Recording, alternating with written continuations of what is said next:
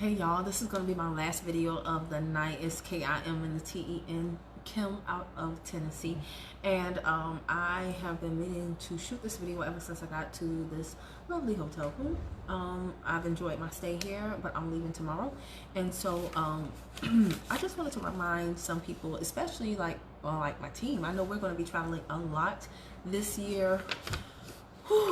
I am not a big fan of travel. I like to get to my destination, but I like to just I would love to just be there, not actually travel there. But listen, a lot of times when you go on a trip, you're excited. Maybe you're seeing family members, friends. Maybe you are going for an event or something like that. So I just wrote down some handy dandy tips that I keep in mind. It is so easy, and although I did say this is for women, really there are a lot of tips that anybody can use, but more specifically, there are a lot of women coming up missing lately these days, and so I did want to gear this specifically at women. So I'm not going to keep you long. These are 10 tips. I'm going to go and start from the first one, and the first one, this seems obvious, but you would not believe how many people don't do this. Tell people, a few people, what hotel, like the actual address and room number you are staying in.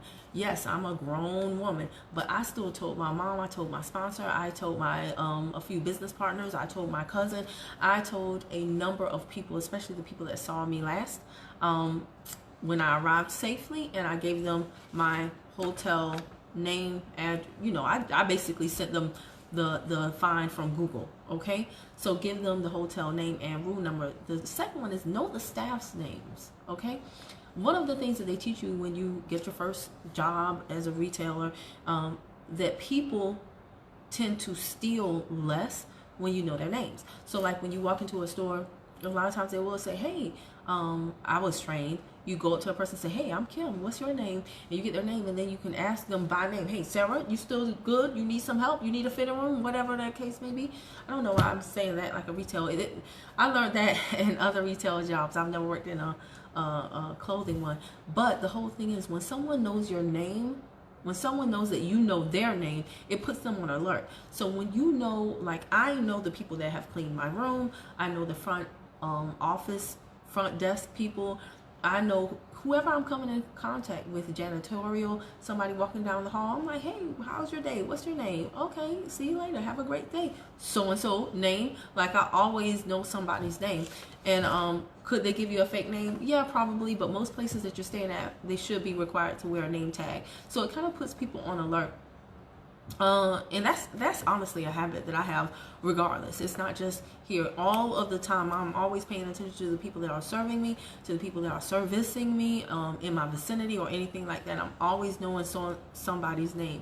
The third tip is always hint about visitors, even if there aren't any. So even if you're staying in a hotel room by yourself and no one is ever going to come, say something like someone is. If you come in contact with like hotel staff, even visitors in the same hotel, don't be like, oh, I wish my husband were here. This is not the time to unload on people you don't know. Okay, so I always hint about like a friend coming over, or a family member in the area, they're on the way, or whatever the case may be. And again, this is something that you can, it's not just specific to traveling, but when I was younger, if I was home by myself, I would always be like, I got it, Mom. I got it, Dad. There was nobody upstairs.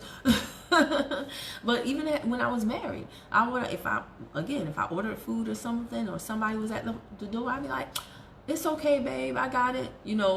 Just to I would yell that so that whoever was on the other side of that door would be like, oh, she's not alone. That gives people like a pause, a second thought of like, maybe I should try something. So always hint about that. The fourth tip is never look tired or unaware. Again, this is universal, but a lot of women have so much going on with the kids, and especially like I've been here since Monday. It is now what is it, Saturday, and these have been very full days. We're talking about 9 to 8, 9 to 9, and that's just for the actual event. But then there's a meeting after the meeting, which can go to 10, 11, 12. Like right now, what time? I have no concept of time right now. The convention center that we were in was like a doggone casino. You can't see outside. You don't know whether it's daylight or nighttime. You have no clue. So I'm getting back to my hotel room very late. Do you think I can? Now I'm tired. But do you think I parked my car and then got out all slow? Like, no. A lot of people that are trying to prey upon people, that's what they look for. They look for signs that you are tired, because it's indicative of you not being aware. So no matter how I feel, I put on a show, baby. I'm like walking fast, energy, somewhat acting like I'm on the phone, but you know, got something ready to go crazy. Not that I'm anticipating it, but just that I am aware. Also, you know, when I'm in the parking lot, if I park, of course, we all know, don't park by vans that have like those sliding doors or anything like that. Unmarked vans, or even SUVs. Just don't do it. All right, the fifth tip is don't go alone. Like, always ask security or the front desk to watch. Oftentimes the front desk is like facing the door, so if you're walking to your car, they should be able to see you. Excuse me. Oh gosh, I told you it's late. They should be able to see you as you walk to your vehicle, wherever it is, pretty much. But what I find is that a lot of people, even when they have a gut instinct, like when you hear people that have been interviewed and they've been after being captured or something happening to them, they will say, I had a gut feeling that I should, whatever the case may be. Follow your gut. Like, I do not care. Oftentimes, and I try not to be out late, period, but if I'm at Publix and they're like, hey, can I help you with this to your car? Or even if they don't ask, I can have one thing, like a bag of apples, and I'll be like, hey, do me a favor, will you help me to my car? I really don't need the assistance. I just need you to kind of act as a pseudo bodyguard. I have no issues about telling people that that's exactly what I want and what I need. I'd rather be safe than sorry. So ask people, hey, can you look out for me right quick? If this is the nighttime, they ain't doing nothing, no way. All right, the next tip is be on the phone when leaving the premises or entering the room. I just came up, I was talking to J Baby as I got out of my car. Excuse me. Oh my goodness. I'm sorry, y'all, it's been a long day. But I told J Baby I was pulling up to my hotel room. And guys, you know, it's really simple. Usually wherever you're staying is not that far from where the event was, or your family member is, or whatever it is that you just came from. There's got to be one or two people there that are still awake that have to get to where they're going to. Just ask someone, hey, it's going to take me like 15 minutes to get to my hotel room. When I pull up, can I call you and just talk to you while I go into my room? Okay. And most people just don't want to ask because they don't want to seem like, I don't know. I think people think it's a bother, or they think they're being too scary. But I'm telling you guys, like, better safe than sorry. Just ask someone who is where you are leaving, the event that you're leaving, or the location that you are leaving. Ask someone, hey, listen, can I just call you and you talk to me till I get to my hotel room? The next tip is to check the doors, or check the closets, when returning back to your room. So in this room, let me take you through this room. Hold on, okay? So this is my room. I actually have like two closets. I hope it's not jumpy. So this is like a barn door here. Okay. So I opened up my closets before I came in, because you never know. Like, you just never know. Okay. So any spaces that you have, you check those spaces. So this is another one right here. Hey, what's going on, Shanice? So this is another. Let me show you all. Can y'all see right there? See that? So see that area right there? Yeah, I pulled that mug back when I got in. And I was like, let me see. I can't remember what tip number this was, but another thing you want to do is, a lot of people just take for granted, well, you know, I'm the only one with a key here. No. The hotel staff has key too. So when you come in for the night, immediately do your thing, so that if someone, the key, the door still stops, because a lot of people just take for granted, well, I'm in my room safe and sound. But again, the whole entire hotel has a key that will give them access to your room, and just safe than sorry. The last thing that was number 8, lock the door at night. Number 9 is set booby traps, like in your luggage or with your stuff. So this is something that I used to do to my siblings. If I didn't want them touching my stuff when I left home, I would strategically place like a certain sock a certain way on my whatever. There's stuff that you can do to find out if somebody is rambling through your luggage or through your belongings, your possessions, anything like that. So strategically place something a certain way, and you can take a picture of it if you like, so that when you come back, if you will know if it's been disturbed, like, hey, something's funny here, okay? And then the last one, going along with that, is protect your valuables. So like with me, I don't even leave my computer in my hotel room. I don't leave electronics at all. And another thing, because I am a Southern woman, your piece, right? Your piece. Hopefully you have, just like you have a travel toothbrush, if you carry a piece, of course, with a license, then you have a travel gun, right? So you don't want to leave your gun in the car, and you definitely don't want to leave it in the hotel room. If you're not going to be in the hotel room, make sure you have the serial number to your gun. And if you don't carry a gun, then make sure you have like a stun gun or something to that effect. Something to, make people take a pause, right? I wouldn't suggest mace, because if you don't know how to use mace, it can get in your own face. You can be trying to protect yourself and do more harm than good, which, by the way, same thing with a gun. Don't just have a gun, but actually practice regularly how to aim, and don't be scared to use it if you're gonna have it. But that's basically it, my 10 tips for women to travel safely. And like I said, I don't care if you're not actually staying in a hotel. I don't care if you're going up the street, in your hometown. Some of these tips are still applicable, because there's a lot of women coming up missing nowadays, and it just it breaks my heart to see, sisters and brothers and mothers and fathers, mourning the loss of women that have gone missing. And oftentimes it not faulting the women, but oftentimes, it could have possibly been avoided. All right, so just to recap, the 10 tips for women to basically keep their safety first when traveling.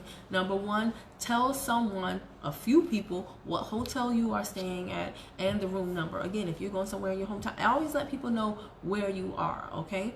Number 2, know the names of people around you. If you're staying in a hotel, know the staff's names, make a note and call them by their names. Number 3, drop hints that you are not alone, even if you are, okay? Do not let people think that you just here, and don't get so familial with someone downstairs at the bar that you start talking about how, yeah, I'm here alone for business.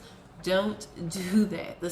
Sometimes people tend to lose their inhibitions when they're away from home, but the same, stranger danger rules apply. The 4th tip is never look tired or unaware as you are going about. You better put on a show. You better become a great actress like Angela Bassett when you're outside of your door, and let people think, hey, if I try her, it's about to go down, okay? Number 5 is don't go alone, okay? Ask security. I know I'm getting tired because I'm saying okay so much. Ask security, ask the front desk, ask someone to watch you while you walk to your car or walk anywhere that it is that you have to go.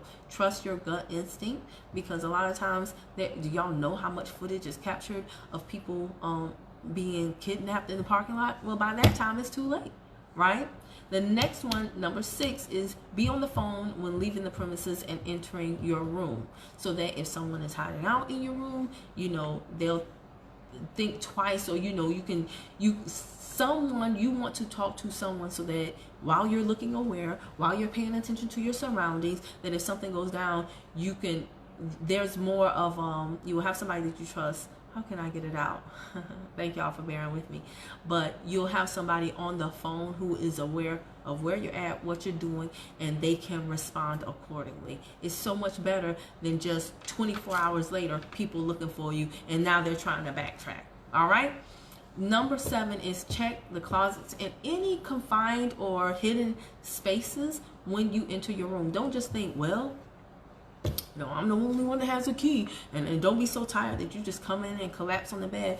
No, do a spot check right quick. Make sure that everything is copacetic, all right? Before you strip down butt naked and get in the shower or get in your Y'all might call me paranoid, but I don't play.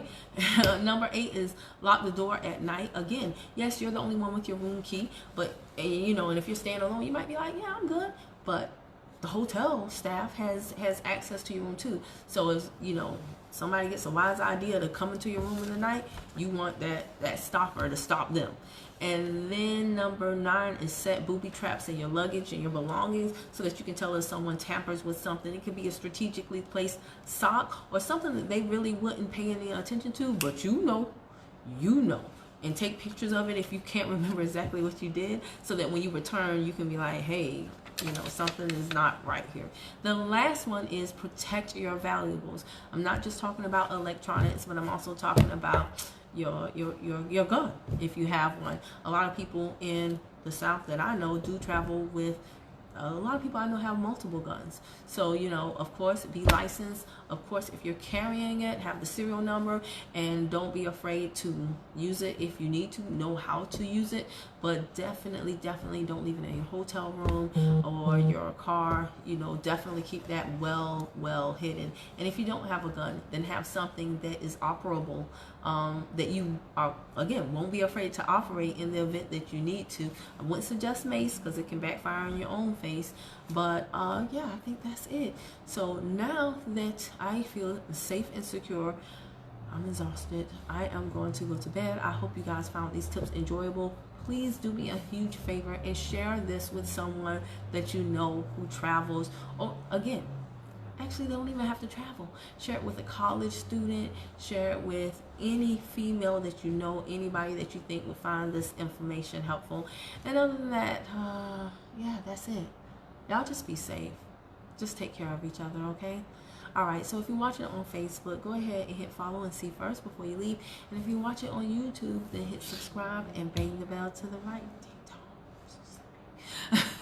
So that every time I upload a new video, you'll be the first to know. All right, I'll see y'all later. Sister is tired.